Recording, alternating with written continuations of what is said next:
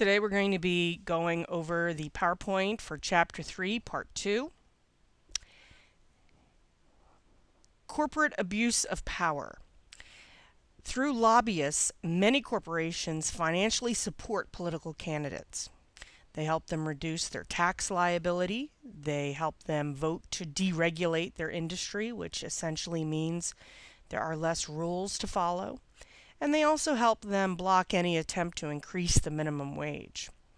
When the politician takes office, he or she is aggressively lobbied to intervene on a corporation's behalf. So let's look a little bit more closely at what a lobbyist is. Lobbyists are people who try to influence legislation on behalf of a special interest, such as, and these are some of the bigger lobby groups out there, the National Rifle Association, the AARP, which is the American Association of Retired Persons, which is all the people over the age of 50, American Medical Association, the U.S. Chamber of Commerce, ExxonMobil, and Verizon. Now, the way these folks work is they are hired by a company or by a national organization, and they go to politicians and they remind them essentially that their political support, including financial support, help them get into office. Once they're in office, they're supposed to remember this, and before they vote on any legislation, keep any future political donations in mind. The fact of the matter is that these lobby groups are generally pretty good. You have some good lobby groups out there, but you also have groups that expect the politician to do as they say. So it does undermine this idea that a congressman or a senator is working for the will of the people. A lot of times the senator or congressman or woman is working for the will of whatever financial interest is going to put more money in their coffers so they can get elected again. Another aspect is something called a government no-bid contract. The Department of Defense often awards multi-million-dollar no-bid contracts to a small group of huge corporations. These corporations are run by ex-politicians, ex-military leaders, and friends of politicians. And this becomes a recipe for disaster. So one of the more significant or compelling issues that has arisen over the years is these no-bid contracts that are used for massive government programs that affect every American. And one of them recently was the healthcare.gov website. It was a no-bid contract given to Avoidance, who was a subsidiary of Blue Cross and Blue Shield of Florida.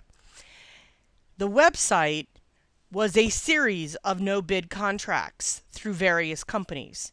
These companies were not required to integrate and work with one another. So when the website went live in October of 2013, it was a huge disaster for President Obama.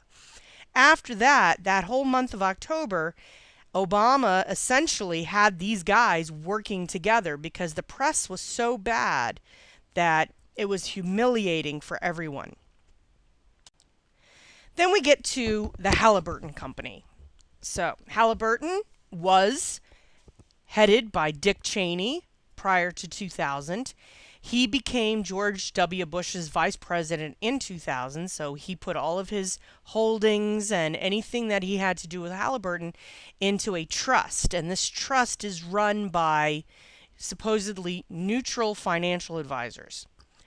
Now, Halliburton, in and of itself, because Cheney was previously the president of the company, got a lot of no-bid contracts. But they also did a lot of sleazy or illegal and unethical things. So, in 2002, Halliburton was fined $2 million for overcharging the military for repairs at a military base. The very next year, Halliburton was awarded a $7 billion no-bid contract to rebuild Iraq's oil operations. Now, why does something like this happen? Well, essentially, the government works in such a way that they believe that certain contractors are trustworthy. They believe that Halliburton is trustworthy.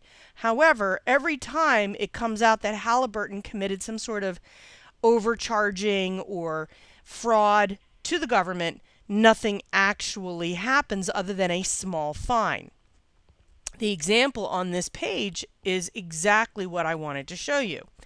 $2 million fine compared to a $7 billion, billion with a B, contract, no bid contract the following year. So essentially, there's no reason for these companies to stop indulging in fraud and overcharging the government, because when they are fined, it's so small it barely registers in their accounting. Now, in the last 10 years or so, we've been in wars with Iraq and Afghanistan. This is from 2003, this slide, and this shows you who the top 10 corporate winners in Iraq are. These are the folks who got the most money from the U.S. government for various and sundry purposes. So the one in the middle, 39.5 billion, billion with a B, went to KBR, which was formerly owned by Halliburton, once run by Dick Cheney. Now, these other companies that are surrounding it, what you'll notice is not all of them are American companies. The first one over here on the left, Agility, is a Kuwaiti military food supplier. Kuwaiti Petroleum Corporation. Now, Kuwait is BFFs with Saudi Arabia. They're very, very close to each other politically.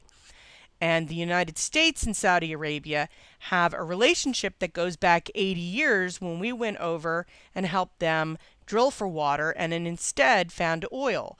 And we helped them with their oil industry for the first 40 or 50 years of their oil industry. So we have a very good relationship with Saudi Arabia, and Saudi Arabia's best friend is Kuwait.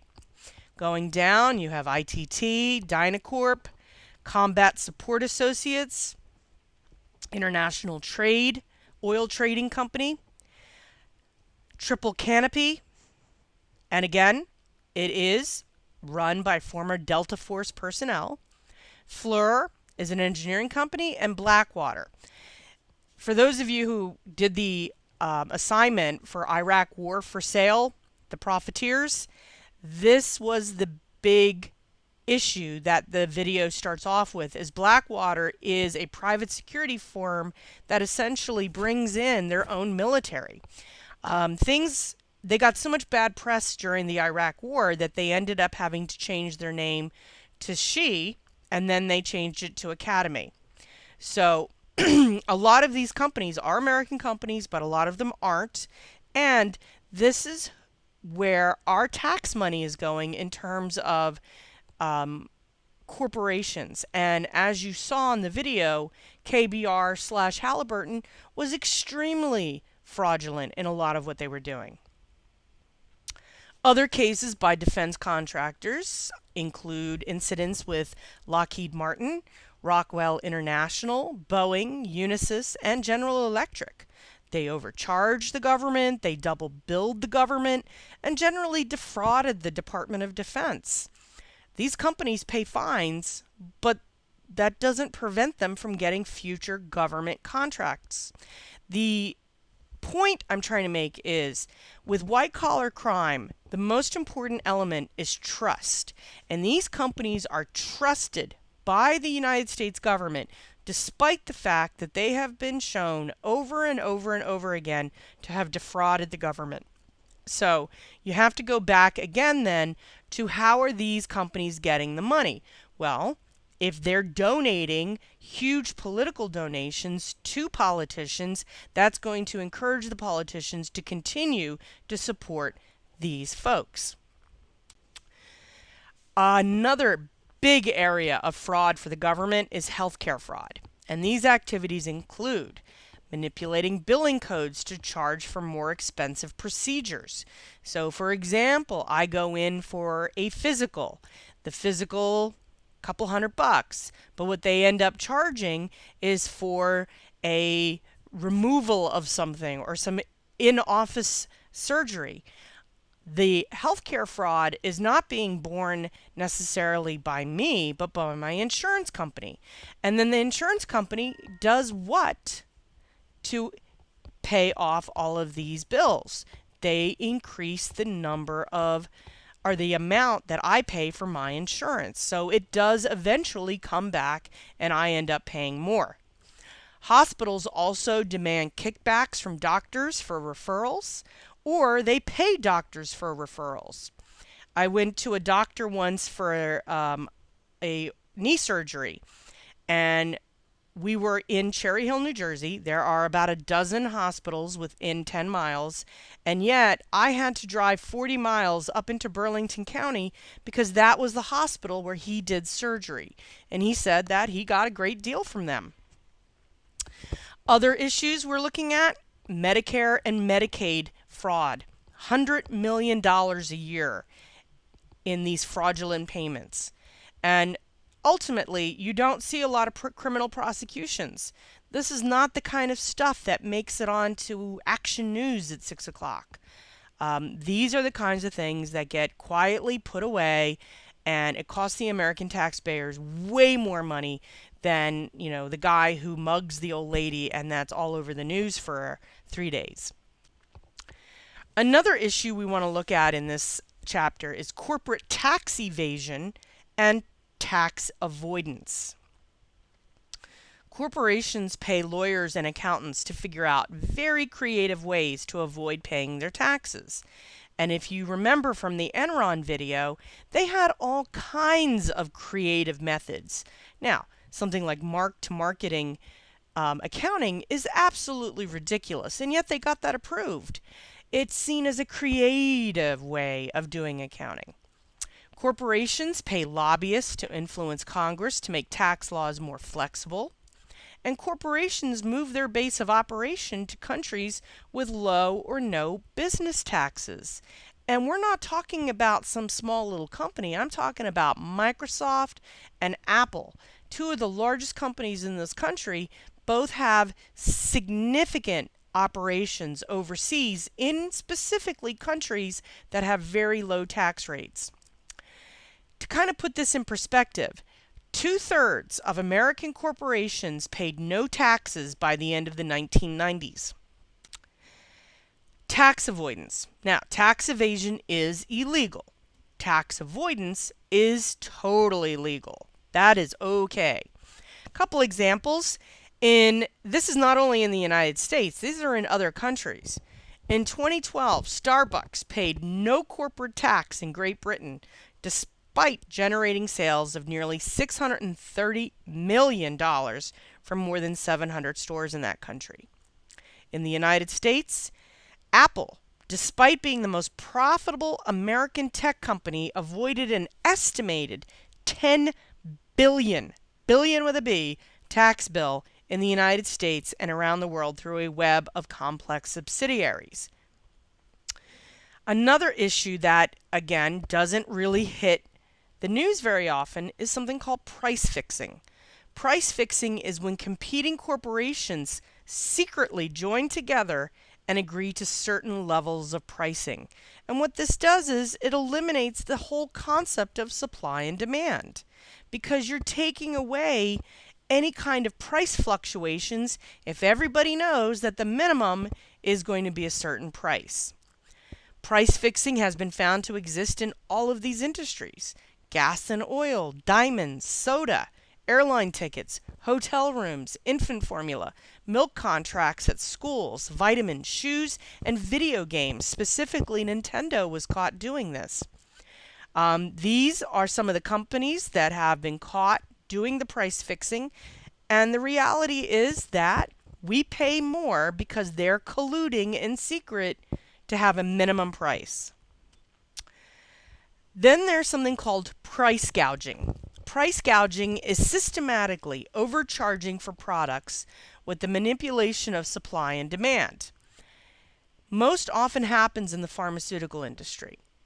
And what you see is the pharmaceutical companies have successfully lobbied, using lobbyists, to eliminate American people having access to foreign pharmaceutical companies, which reduces their competition. So, for example, the same prescription in the United States that would cost $300 or $400 may only cost $50 in Canada. But Americans cannot buy their prescriptions legally from Canada. In other industries, price gouging often occurs, and it does occur often after a natural disaster. When Superstorm Sandy hit a couple years ago, the truck stop, Greenpoint, increased their prices by 88%. That is almost double what they were charging. You see this legally in some states that have allowed taxi cabs to increase their prices during snowstorms because that's when people are trying to get home. And there are stories about people having to pay 10 times the amount of money to get home than if it was a nice day. Then we have false advertising, and this is one of the more famous cases. Beech-Nut Corporation, which, by the way, prides itself on all natural ingredients, pled guilty to marketing apple juice for babies. Now, babies should not have sugars. Babies should not have any kind of sugar unless it comes from a natural source. So, for example, if the baby is eating raisins, that's okay, but you don't want to give the baby a bag of gummy bears. What this apple juice was a combination of beet sugar, cane sugar, and corn syrup. 3 different kinds of sugars with a little bit of apple flavoring. They were charged and fined $2 million, which is literally nothing for this company. And again, they say made with all natural ingredients. Well, 3 different kinds of sugar are natural ingredients, but babies should never have that level of sugar. Then we also see corporate abuse of employees. Corporations, shockingly, have been known to exploit their employees and cheat them out of their pay. Recently, and I handed this article out in class, and if you weren't in class, I emailed it to everyone. Chicky and Pete's, the sports bar, was fined $6.8 million for taking tips, underpaying servers, not paying overtime, and not keeping accurate records. Apparently, one of the things that waiters and waitresses had to do was put all of their tips in a giant bucket. And then Pete would take 60% of the tips for himself and then divvy up the rest to the waitstaff. Additionally, Walmart cheats employees out of millions of dollars by forcing them to clock out so they wouldn't have to pay them overtime, but still required them to work. Now, the question that somebody asked in class is, why would somebody do that? Well, the reality is that people who work at Walmart generally don't have a lot of options. So they can make $7.25 at Walmart or they can make $7.25 at McDonald's. Either way, these are not people who have had the education to know that these things are illegal, unethical, and can in fact be held against Walmart. There was a civil suit by a group of employees, and Walmart did lose and had to pay into a fund. Accounting fraud is another issue, and we've talked about this pretty significantly with the Enron case. This is when financial statements are misrepresented. The major cases involved Enron, Adelphia Communications, HealthSouth, WorldCom, which actually brought WorldCom down, Tyco, and Bristol Myers, the people who make Tylenol. So all of these things that happen are fairly standard operating practice in a lot of big companies. The key is not to get caught. This little cartoon, I know it's not great in terms of the image, but numbers tell the story, folks. Once you reward your accounting firm for lying, wonderful things happen. Now, all of these things basically amount to a conflict of interest, and we've talked about conflicts of interest before. When a public office holder or business executive has personal interest that might benefit from his or her official actions or influence. So the business executives at Enron who got stock options engaged in that pump and dump scheme where they put out false information that raised the stock price. When the stock price got to a certain point, they sold their stock, making hundreds of millions of dollars. And then when all was said and done, they realized that it was actually fraud. Another thing that we have talked about in this chapter is that elected officials get large political donation if he or she votes a certain way on a bill. A couple years ago in the Supreme Court, there was a case called the Citizens United case. And this case basically said that a corporation functions in the same way as a person and can donate as much money to a political candidate as an individual person can.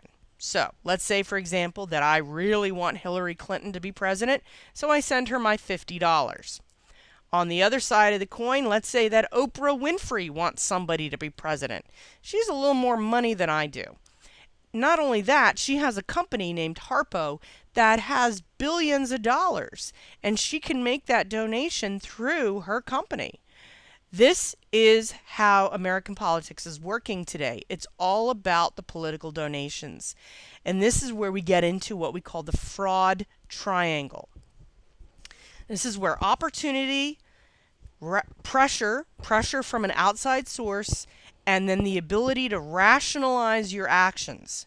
So you're a politician, a company offers to give you a lot of money for a political donation, and you can say, as the politician, well, if I do this, it'll bring more jobs to my district, which will make my voters happy, and everybody wins.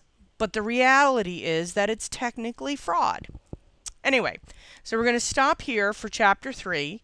And if you have any questions, feel free to text me or email me, and hopefully we'll see you sooner rather than later. Have a great day.